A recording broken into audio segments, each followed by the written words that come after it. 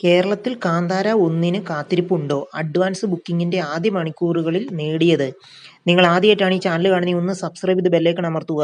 Indian സിനിമയിൽ സമീപകാലത്ത് Kantara chapter 1-നോളം കാത്തിരിപ്പ് ഉയർത്തിയിരിക്കുന്ന ഒരു ചിത്രം അപൂർവമാണ്. 2022-ൽ പുറത്തിറങ്ങിയ കാന്താര ആദ്യ ഭാഗം നേടിയ അത്ഭുതകരമായ വിജയം തന്നെയാണ് കാണികൾക്കിടയിൽ പാൻ ഇന്ത്യൻ തലത്തിൽ ഈ കാത്തിരിപ്പ് സൃഷ്ടിച്ചിരിക്കുന്നത്. KGF-ന് ശേഷം കന്നഡ സിനിമയ്ക്ക് ഭാഷാതീതമായ റീച്ച് ഉണ്ടാക്കിക്കൊടുത്ത ചിത്രമായിരുന്നു കാന്താര.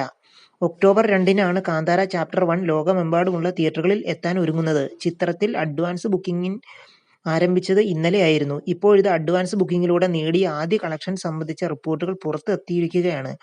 പ്രമുഖ ട്രാക്കർമാരായ സാൻനെക്സിന്റെ കണക്ക് പ്രകാരം ചിത്രം ഇന്ത്യയിൽ നിന്ന് ആദ്യ ദിനം അഡ്വാൻസ് ബുക്കിംഗിലൂടെ നേടിയ കളക്ഷൻ 4.77 കോടിയാണ്. ബ്ലോക്ക് സീറ്റുകൾ കൂട്ടാതെയുള്ള കണക്കാണ് ഇത്.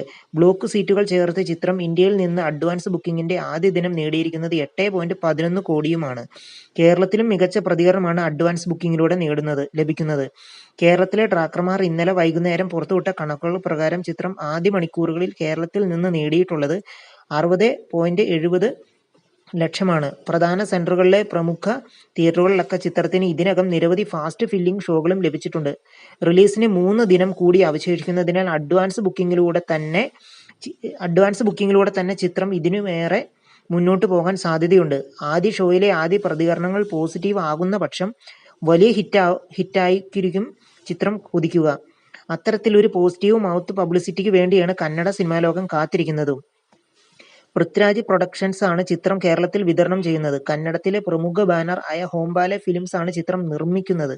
കന്നഡ, ഹിന്ദി, തെലുങ്ക്, തമിഴ്, മലയാളം, ഇംഗ്ലീഷ്, ബംഗാളി ഭാഷകളിലാണ് ആഗോള റിലീസ് ആയി ചിത്രം ഒക്ടോബർ 2-ന് എത്തുന്നത്. 3 വർഷത്തെ ഷൂട്ടിംഗ് പൂർത്തിയാക്കിയാണ് ചിത്രം തിയേറ്ററുകളിൽ എത്തുന്നത്. നിങ്ങൾ ആദ്യമായിട്ടാണ് ഈ ചാനൽ കാണുന്നതെങ്കിൽ ഒന്ന് സബ്സ്ക്രൈബ് ചെയ്ത് ബെല്ലൈക്കൺ അമർത്തൂ.